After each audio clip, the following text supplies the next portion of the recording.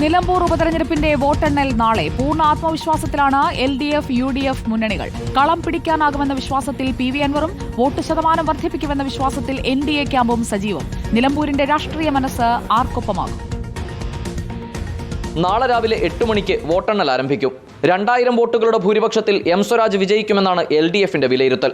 Party വോട്ടുകൾക്ക് പുറമെ നിഷ്പക്ഷ വോട്ടുകൾ കൂടി ഏകീകരിക്കാൻ M സ്വരാജിലൂടെ സാധിക്കുമെന്നാണ് LDF പ്രതീക്ഷ.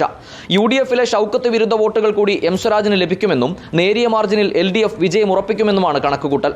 എന്നാൽ 10,000 മുതൽ 15,000 വരെ വോട്ടുകളുടെ ഭൂരിപക്ഷമാണ് ആര്യാടൻ ഷൗക്കത്തിലൂടെ UDF പ്രതീക്ഷിക്കുന്നത്. ഭരണവിരുദ്ധ വികാരം വോട്ടായി മാറുമെന്നാണ് പ്രധാന കണക്കുകൂട്ടൽ. വഴിക്കടവ് പഞ്ചായത്തിൽ നിന്ന് മാത്രം 4,000 വോട്ടിന്റെ ഭൂരിപക്ഷമാണ് UDF കണക്കുകൂട്ടുന്നത്. LDF വോട്ടിൽ PV അൻവർ വിള്ളലുണ്ടാക്കുമെന്നതും അനുകൂല ഘടകമായി UDF കാണുന്നു. അതേസമയം 25,000 വോട്ടുകൾ നേടി മണ്ഡലത്തിൽ ശക്തി തെളിയിക്കുമെന്നാണ് അൻവർ ക്യാമ്പിന്റെ വിശ്വാസം.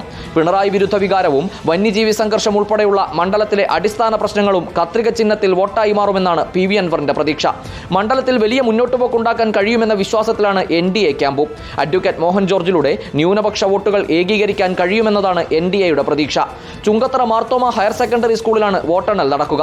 263 പോളിംഗ് സ്റ്റേഷനുകളിലെയും വോട്ടിംഗ് യന്ത്രങ്ങൾ മാർത്തോമ ഹയർ സെക്കൻഡറി സ്കൂളിൽ എത്തിച്ചിരുന്നു. നാളെ രാവിലെ 8 മണിയോടെ വോട്ടെണ്ണൽ ആരംഭിക്കും. എന്താകും നിലമ്പൂരിന്റെ രാഷ്ട്രീയ മനസ്സ്? നാളെ രാവിലെ പെട്ടി പൊട്ടുമ്പോൾ അറിയാം നിലമ്പൂരിൽ ആര് വീഴും ആര് വാഴുമെന്ന്.